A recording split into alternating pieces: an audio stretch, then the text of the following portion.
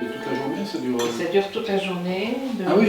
9 heures à 16h30. Ah oui, donc je t'en pas pour déjeuner. Non. D'accord. Ce matin à Nantes, Maëlys et son époux Noël, mariés depuis 41 ans, commencent leur journée ensemble avec un petit déjeuner. Maëlys aura 75 ans dans un mois et ressent de plus en plus les effets de l'âge. Je sens l'âge qui avance, d'abord par des limites physiques. Je porte des lunettes, je suis appareillée pour mes oreilles. Moi qui adorais la marche, je suis un peu limitée dans ce domaine. Toutes ces petites limites, parce que je peux dire que c'est des petites limites, me font penser que l'âge avance et que j'ai encore des années à vivre, peut-être 10 ans, bien. J'espère au moins bien. Oui, bien. Et que comment je vais les vivre? C'est la grosse question que je me pose. Face à cette question, Maëlys a décidé de suivre le parcours Abraham.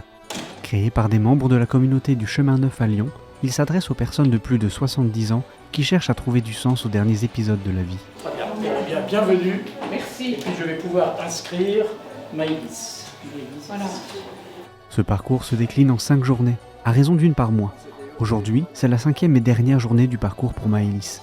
Après un petit café pour se retrouver, la trentaine de participants commence la journée par une prière pour se mettre sous le regard du Seigneur.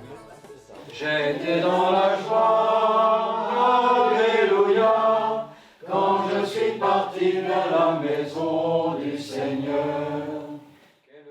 Ces rencontres permettent de briser la solitude pour certains et d'échanger entre personnes du même âge qui partagent donc les mêmes questionnements. On s'écoute dans ces groupes de partage. Bien sûr, la principale qualité, c'est l'écoute de l'autre. Et puis demander à l'esprit, bien sûr, ce qu'il peut nous dire et nous guider. Et immanquablement, il nous guide. Pouvoir venir en journée ici, c'est convivial, on mange ensemble, on discute, on échange, et puis on est tous de la même génération.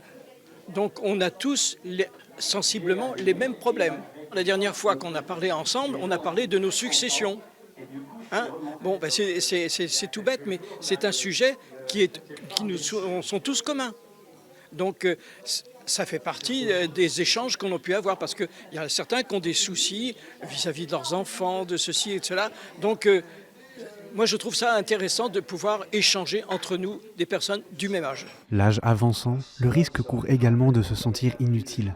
Mais Jean-Yves et France s'y refusent.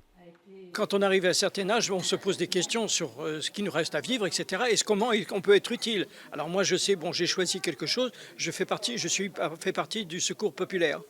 Donc je vais une fois par semaine vendre des billets de cinéma parce qu'à un prix défiant toute concurrence, etc. J'essaye, malgré mon âge, d'être utile aux autres.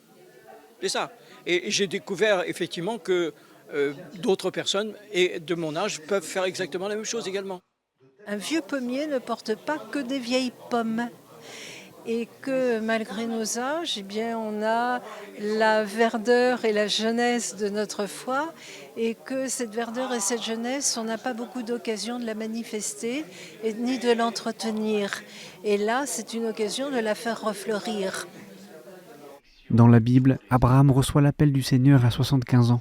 C'est pour faire écho à ce chapitre de la Genèse que le parcours est né. Il propose enseignements, topos et ateliers. Des membres de la communauté du Chemin Neuf ont décidé de transposer des retraites pour les rendre plus accessibles. Dominique et Marie-Thérèse étaient présents lors de la genèse du projet. Nous avons partagé avec d'autres couples qui étaient au service avec nous en disant ces retraites se passent toujours dans des maisons de la communauté qui ne sont pas forcément à proximité des différentes paroisses.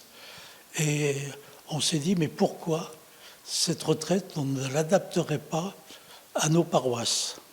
On a repris l'ensemble de tous les enseignements qui existaient en disant, peut-on le traduire en 4-5 semaines pour le transmettre dans les paroisses? La vie des personnes âgées n'est pas terminée et qu'il y a encore beaucoup de choses à découvrir.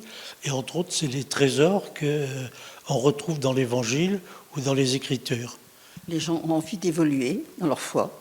Ils se rendent compte qu'ils ont besoin, parce qu'il n'y a rien de prévu vraiment dans les paroisses pour les gens de certain âge.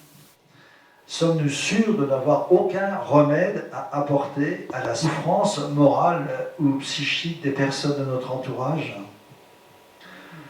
si l'Esprit Saint venait à nous y pousser? Et comment oublier que notre âge nous prédispose à la compassion, à l'intercession? Et cette 5e et dernière journée a un thème bien particulier. Le thème du jour, en effet, c'est l'Esprit Saint dans nos vies et être bénédiction et transmettre. La transmission, c'est très important. Et moi, je vais vous dire, quand on a lancé ça, moi, je me suis dit, oui, j'ai sûrement des choses à transmettre, mais quoi? Sur plein. J'avais l'impression que j'avais plein de choses à... Et je dis, mais l'Esprit Saint nous guidera. Et vraiment, je vous assure, l'Esprit Saint nous guide. En effet, alors que le parcours s'achève, de nombreux participants considèrent que le cœur de leur engagement peut et doit résider dans la transmission aux nouvelles générations. C'est l'avis de Sylvie. Je suis mère de 7 enfants et grand-mère de 23 petits-enfants. Et avec le temps, mon cheminement spirituel, j'ai compris ma mission, ce pourquoi j'existe, pourquoi je suis même mon âge actuel, qui est en fait ma mission essentielle est de transmettre. Et c'est tout. Mes petits-enfants, pour moi, c'est devenu aussi essentiel. Non seulement qu'ils comprennent pourquoi ils ont été baptisés petit à petit, mais aussi l'unité de la famille qui est pour moi absolument essentielle. Prier ensemble, partager ses expériences et se rappeler les trésors que l'on peut encore offrir au monde au crépuscule de la vie. Le cœur du parcours Abraham peut se résumer en cette citation de l'auteur spirituel belge André Louf, lu aux participants à l'issue du parcours. Nous avons besoin de vieillards qui prient, qui sourient, qui aiment d'un amour désintéressé, qui s'émerveillent. Eux seuls peuvent montrer aux jeunes qu'il vaut la peine de vivre et que le néant n'a pas le dernier mot.